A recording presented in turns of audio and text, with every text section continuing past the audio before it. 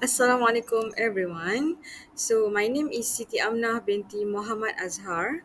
In this presentation, I would like to highlight two major current issues and concerns related to language assessment in the Malaysian secondary school setting.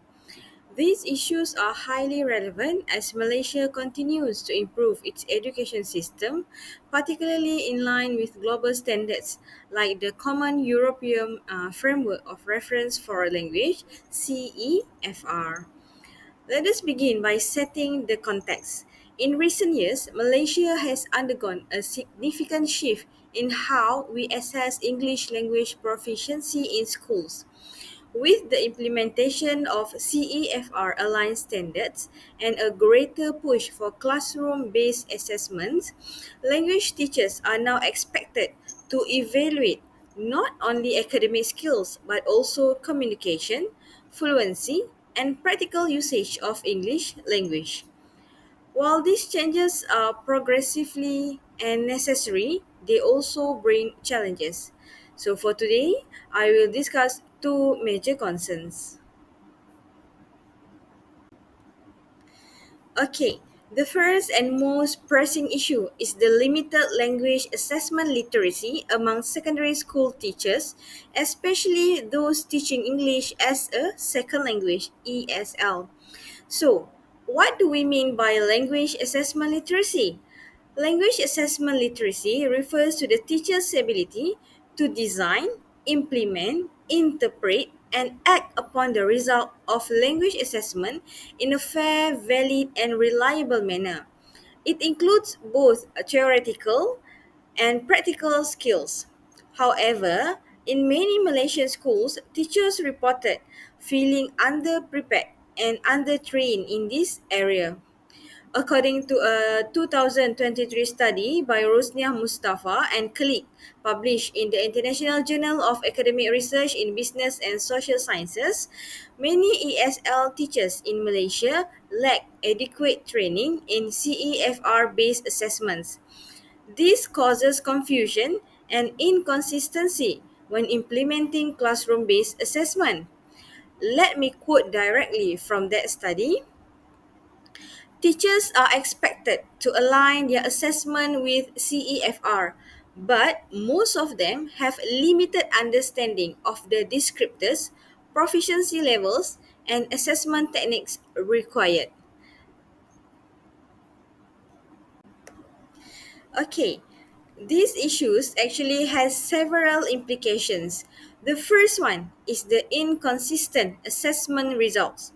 When teachers are unsure how to access, the same task may be graded differently across different classroom or schools. The second one, unfair student evaluation. Some students may be marked too harshly or too leniently as a result from this. The third implications is the low teacher confidence. Teacher may feel discouraged or overwhelmed by the pressure to use assessment tools that they don't fully understand. So, to resolve this, there is a clear need for targeted professional development. Teachers should be given opportunities to attend workshops, receive coaching, and engage in communities of practice that focus specifically on assessment technique. We must move beyond general CPD and offer training that is focused, practical, and relevant to what happens in the classrooms. Okay, let us move on to the second issue.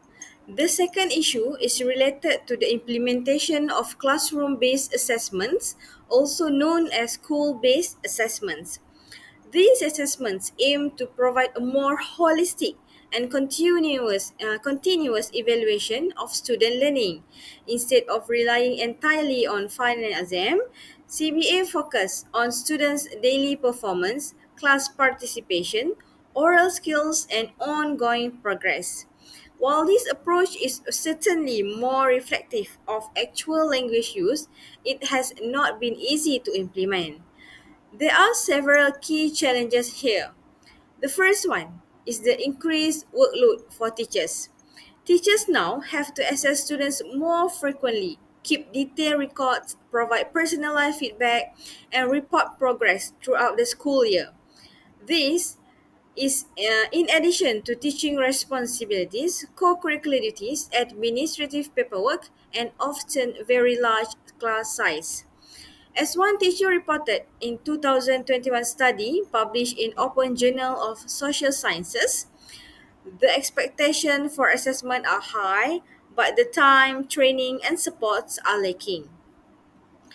This additional workload often leads to teacher burnout and sometimes teachers revert to traditional methods of testing just to manage their time. The second one is the lack of standardization. Unlike national exams that are centrally marked, classroom-based assessment vary widely from one teacher to another. This leads to questions about reliability and fairness.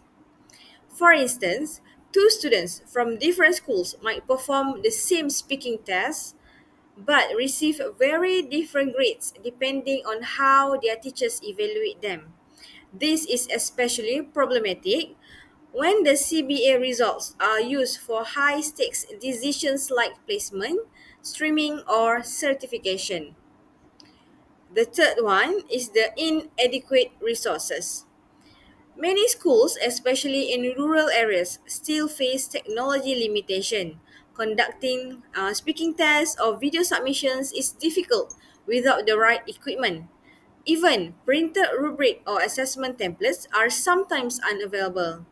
This further widens the gap between urban and rural students, and this is an issue that continues to affect equity in education across Malaysia. So, after looking at these two issues, what can we do? Let me now suggest a few practical strategies that can help address this concern. The first one is to provide assessment training focused on CEFR.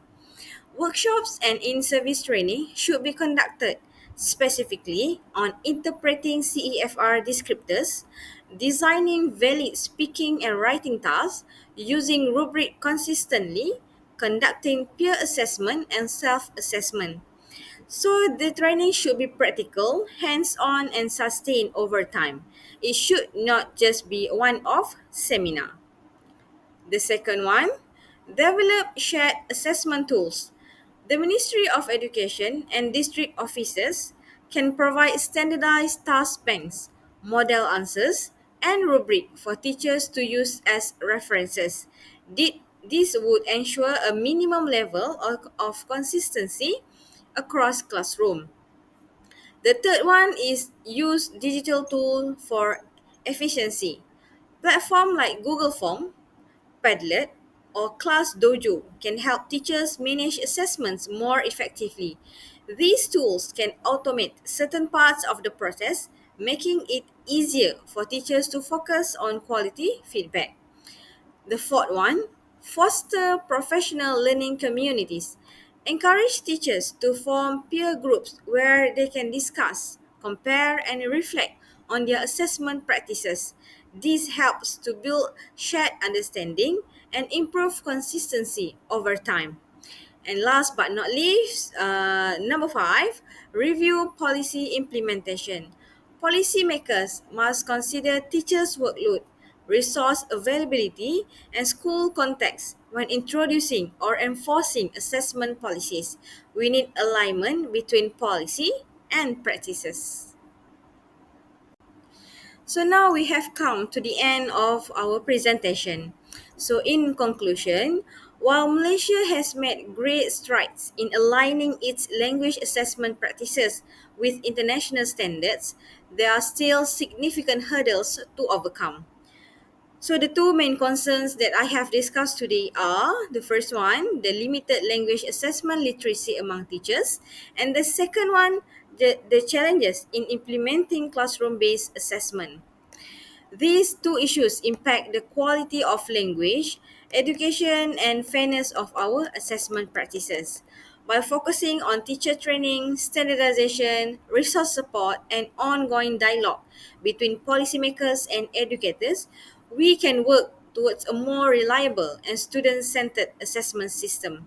Let us remember that assessment is not just about grading, it's about supporting learning, recognizing growth, and giving students the confidence to use language in the real world. So that's all from me. Thank you for your attention.